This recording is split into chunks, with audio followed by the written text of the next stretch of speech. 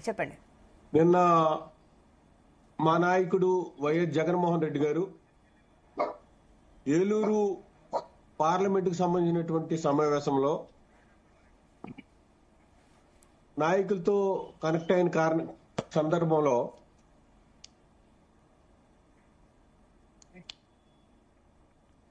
చెప్పండి. నిన్న ఈ ప్రభుత్వానికి ఇంకా 3 సంవత్సరాల టైం ఉంది, నేను మళ్ళీ వచ్చే సంవత్సరం నుంచి పాదయాత్ర స్టార్ట్ చేస్తానని చెప్పడం జరిగింది. ఎందుకంటే ప్రభుత్వంలో చాలా సమస్యలు ఉన్నాయి, ప్రజల యొక్క సమస్యలు చాలా ఉన్నాయి. ఈ కూటమి ప్రభుత్వం ఎన్నికలలో ఇచ్చినటువంటి హామీలు చాలా వరకు కూడా నెరవేర్చలేనటువంటి పరిస్థితి. విద్యార్థులకు కానీ రైతులకు కానీ వీళ్ళకి కావాల్సినటువంటి పేదలకు కానీ వారు ఇచ్చినటువంటి హామీలు ఎంతవరకు నెరవేర్చారనేది చూసుకుంటే కనుక ఈవేళ జీరో పరిస్థితి. ఈ పరిస్థితుల్లో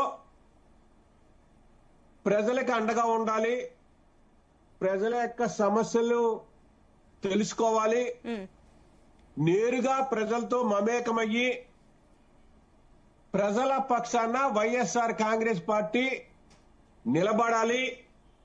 ఈ రాష్ట్రంలో ఉన్నటువంటి పేదవాడి పట్ల పేదవాడిని ఆదుకోవాలి అనే ఉద్దేశంతో మా జగన్మోహన్ రెడ్డి గారు రేపు పాదయాత్రకు వెళ్తారని చెప్పడం జరిగింది. అంటే ఒకటండి, 2019లో జగన్ పాదయాత్ర సక్సెస్ అయ్యింది, అప్పుడు ఒక అపోజిషన్ లీడర్. బట్ ఇప్పుడు మాజీ సీఎం హోదా అండ్ ఇంకొకటి అసెంబ్లీకే వెళ్ళట్లేదు. ఇప్పుడు జనాల్లోకి వెళ్తే రెస్పాన్స్ ఎట్లుంటుంది, సక్సెస్ అవుతుందా అన్న నమ్మకం ఉందా? ఖచ్చితంగా 100% మీరు ప్రజలు జగన్మోహన్ రెడ్డి గారిని చూసి ఏ విధంగా రియాక్ట్ అవుతున్నారు అనేది ఇప్పటికే ప్రజలు చూశారు.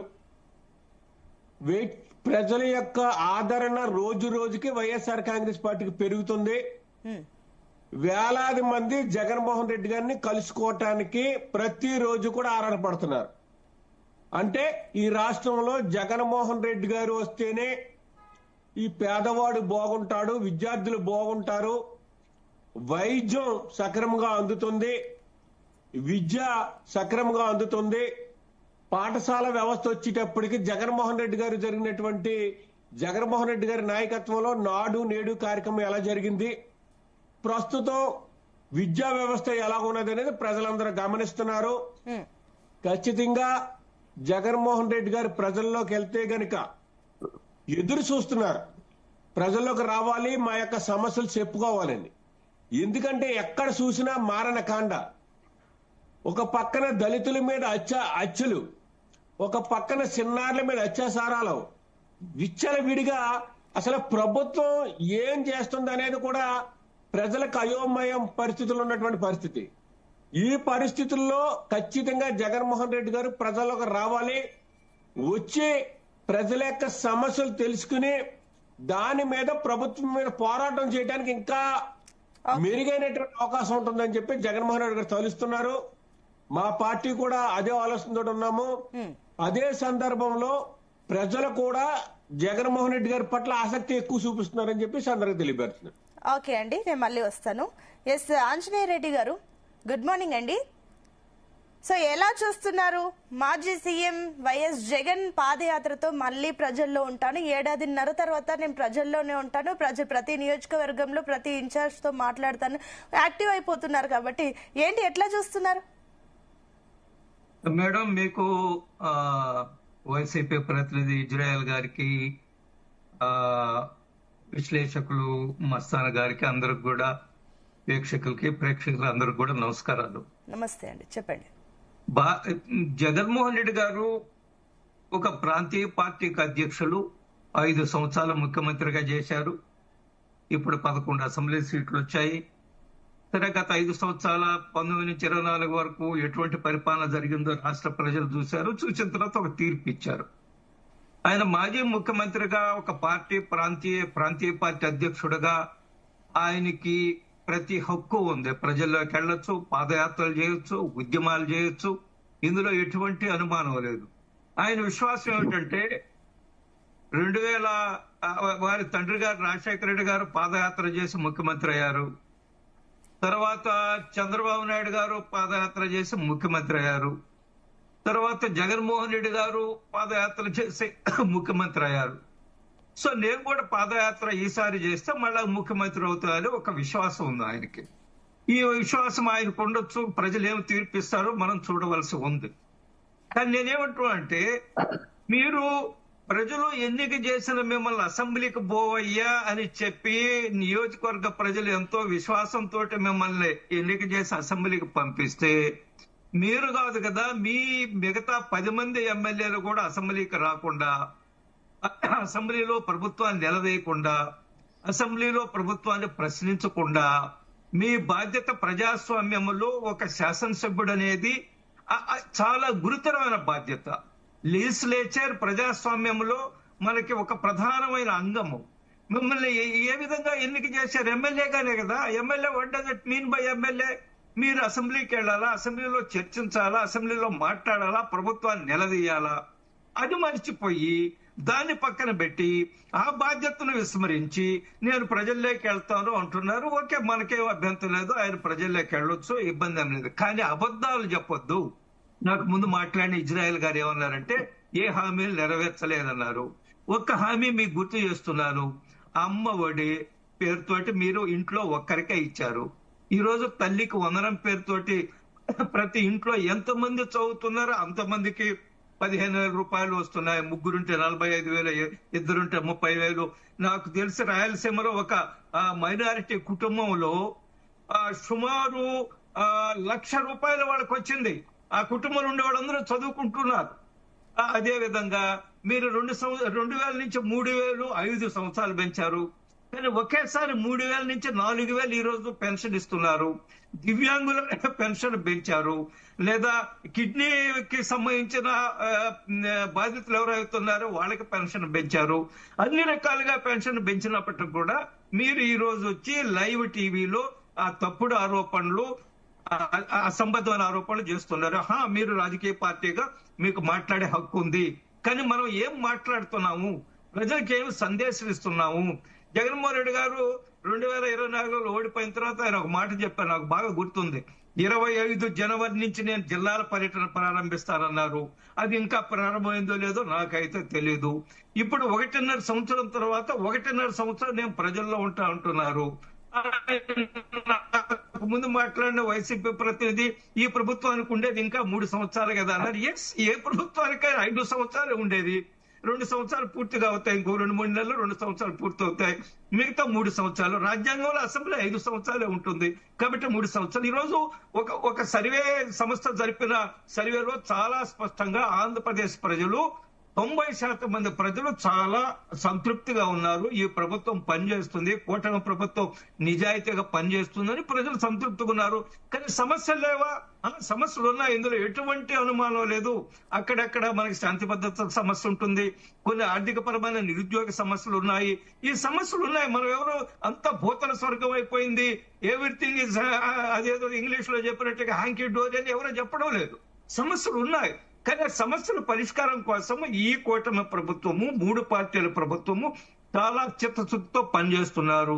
ఒకటి, ఈ రోజు మన పెట్టుబడులు పెద్ద ఎత్తున వస్తున్నాయి, పరిశ్రమలు వస్తున్నాయి, నిరుద్యోగ సమస్య తీరే విధంగా పెద్ద బాటలు పడుతున్నాయి. రాష్ట్ర ఆర్థిక పరిస్థితి బాగా లేకపోయినప్పటికీ కూడా చాలా భయంకరంగా ఉంది, ఎటువంటి అనుమానం లేదు. కేంద్ర ప్రభుత్వ పూర్తి సహకారంతో ఈనాడు ఈ చంద్రబాబు నాయుడు గారి నాయకత్వంలో కూటమి ప్రభుత్వం చాలా గట్టిగా పనిచేస్తుంది ప్రజల సమస్యలు తీర్చడానికి. ఒకటి, రెండోది, ఎక్కడ ఏదన్నా పొరపాటు జరిగితే వెంటనే ముఖ్యమంత్రి స్థాయిలో జోక్యం చేసుకుంటున్నారు. ఆ కూటమి ప్రభుత్వంలో ఉండే తెలుగుదేశం శాసనసభ్యులు లేదా మంత్రులు ఏదన్నా ఎక్కడన్నా దారి తప్పుతున్నారంటే స్వయంగా ముఖ్యమంత్రి జోక్యం చేసుకుని హెచ్చరికలు చేసిన సందర్భాలు బహిరంగంగా హెచ్చరికలు చేసిన సందర్భాలు మనం చూసాం. కానీ గత 19 నుంచి 24 వరకు ఏం జరిగిందో మనం చూసాము. ఎవరు ఏమి తప్పుడు పనులు చేసినా, ఏమి హత్యలు చేసినా చిద్విలాసంగా నవ్వుతూ ఆనాటి ముఖ్యమంత్రి గారు కూర్చున్నారు. ఆయన మనం చూసా, ఎవరిని హెచ్చరించిన సందర్భంగా కూడా లేదు. కాబట్టి ఈ రోజు క్లియర్ గా ఇక్కడ పనిచేసే ప్రభుత్వం విజిబుల్ గవర్నమెంటే కాదు, వర్కింగ్ గవర్నమెంట్ పనిచేస్తుంది, ప్రజల కోసం పనిచేస్తుంది. ఆ సమస్యలు లేవంటే ఉన్నాయి, అందులో ఎటువంటి అనుమానం లేదు. ఎట్ ద సేమ్ టైం ప్రతిపక్ష నాయకుడిగా జగన్మోహన్ రెడ్డి గారికి ప్రతి హక్కు ఉంది, ఆయన ప్రజల్లోకి వెళ్ళొచ్చు ఆయన, కానీ అబద్ధాలు చెప్పొద్దని నేను చెప్తున్నాను. అబద్ధాలు ఏమిటనేది మళ్ళా రౌండ్ లో నా దగ్గరకు వచ్చినప్పుడు నేను చెప్తాను. రావు గారు గుడ్ మార్నింగ్ అండి.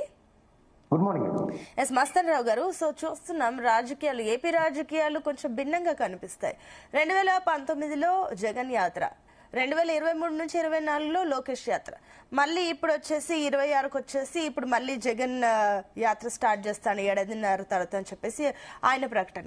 ఏంటి అసలు ఏపీలో అధికారంలోకి రావాలంటే ఈ పాదయాత్రనే కీలకమా? ఈ పాదయాత్రలతో ఈ సమస్యలు, ఇందాక ఇజ్రాయెల్ గారు చెప్పిన ఈ సమస్యలు, అవినీతి చాలా జరుగుతున్నాయి, ఇవన్నీ వీటిని ప్రశ్నించాలని చెప్పేసి ఏవైతే అంటున్నారో ఈ సమస్యలన్నీ ఈ పాదయాత్ర ద్వారా పరిష్కారం అవుతాయని అనుకోవచ్చు.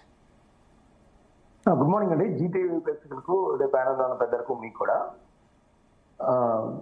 యాక్చువల్గా వైఎస్ జగన్మోహన్ రెడ్డి గారు నిన్న ఏలూరు కార్యకర్తల సమావేశంలో ఎన్నికలు 1.5 ఉండగా నేను పాదయాత్ర ప్రారంభిస్తానని ప్రకటించారు. అయితే అది వైఎస్ఆర్సీపీ నాయకులకి చాలా మందికి ఆనందం కలిగిస్తున్న మాట, ప్రజలకు ఎలా ఉన్నా కూడా. నిజానికి ఈ పాదయాత్రల ప్రస్థానం చూస్తే ఏంటంటే 2003లో వైఎస్ రాజశేఖర రెడ్డి గారు ప్రజా ప్రస్థానం పేరిట ఆయన దాదాపు 1500 కిలోమీటర్లు నడిచారు. ఆ తర్వాత ఆయన నిజమైన ఏంటంటే కాంగ్రెస్ పార్టీ ఆ రోజు తెలుగుదేశం పార్టీ దాటికి ఎక్కడ ఆచూకీ లేని పరిస్థితుల్లో ఆయన ఆ పాదయాత్ర చేశారు. చంద్రబాబు నాయుడు గారిని ఓడించి అధికారంలోకి వచ్చిన పరిస్థితి. ఆ తర్వాత చూస్తే ఏమైందంటే వైఎస్ రాజశేఖర రెడ్డి గారు చనిపోయిన తర్వాత ఓదార్పు యాత్ర పేరిట జగన్మోహన్ రెడ్డి గారు కూడా పాదయాత్ర చేశారు. అప్పుడు కూడా దాదాపు ఆయన కొన్ని వేల కిలోమీటర్లు నడిచిన పరిస్థితి. ఆ తర్వాత వస్తున్నాం మీకోసం అని చెప్పేసి చంద్రబాబు నాయుడు గారు 2012 అక్టోబర్ 2వ తారీఖున పాదయాత్ర చేశారు. దాదాపు ఆయన కూడా 2517 కిలోమీటర్లు నడిచిన పరిస్థితి. ఆ తర్వాత కాలంలో 2014లో చూసాం, కూటమి కట్టి ఆయన అధికారంలోకి వచ్చిన పరిస్థితి కూడా చూసాం. అయితే అక్కడ జగన్మోహన్ రెడ్డి గారు ఏంటంటే ఆ ఓదార్పు యాత్రలో ఎంత ఆదరణ లభించినప్పటికీ కూడా 2014లో ఆయనకి కేవలం ప్రతిపక్ష పాత్ర మాత్రమే దక్కింది, 67 మంది మాత్రమే గెలిచారు. ఆ తర్వాత చూస్తే 2019లో జగన్మోహన్ రెడ్డి గారు పాదయాత్ర ప్రజా సంకల్ప యాత్ర చేశారు. ఆ ప్రజా సంకల్ప యాత్ర చాలా సుదీర్ఘంగా 341 రోజులు, 3648 కిలోమీటర్లు, 13 జిల్లాలు, 125 నియోజకవర్గాలు చేశారు. అది బాగా అనూహ్యంగా ఆ తెలుగుదేశం పార్టీ వైఫల్యాల మీద, వాళ్ళ యొక్క లా అండ్ ఆర్డర్ ప్రాబ్లమ్స్ కావచ్చు, ఏదైతే ప్రజలు విభజన అనంతరం చంద్రబాబును గెలిపిస్తే వాళ్ళ ఆశలను అడియాసలు చేశారని దాదాపు ఎక్కడ జగన్మోహన్ రెడ్డి గారు కూడా ఊహించుంటారు. 151 నియోజకవర్గాల్లో ఆయన అధికారంలోకి వచ్చిన పరిస్థితి. ఆ తర్వాత ఏమైందంటే ఇక్కడ మనం గమనించాల్సిన జగన్మోహన్ రెడ్డి గారు చెప్పాల్సింది ఏంటంటే, నీకు 151 నియోజకవర్గాలు చేతిలో పెడితే మీరెందుకు పరిపాలనా పరంగా వైఫల్యం చెందారు? మీరెందుకు లా అండ్ ఆర్డర్ని కాపాడలేకపోయారు? మీరెందుకు రోడ్లు వేయలేకపోయారు? మీరెందుకు పారిశ్రామికవేత్తల్ని ఆకర్షించలేకపోయారు? మన పరిశ్రమలు, మన నిరుద్యోగులు ఆశలు తీర్చేలాగా ఎందుకు స్థాపించలేకపోయారు అనేది ఆయన సమాధానం చెప్పలేదు. ఆయన ఏంటంటే ఆయన చెప్తుంది ఇప్పటికి కూడా తెలుగుదేశం పార్టీ వైఫల్యాలే అంటున్నాడు. ఆయన అధికారం ఇచ్చారు, ఆయనకు అధికారం ఇచ్చినప్పుడు ఆయన ఎందుకు ఇవన్నీ నెరవేర్చలేకపోయారు? ఆయన 67 స్థానాలు ఇచ్చి ఆ తర్వాత ఫస్ట్ 18 గెలిచారు ఉప ఎన్నికల ద్వారా.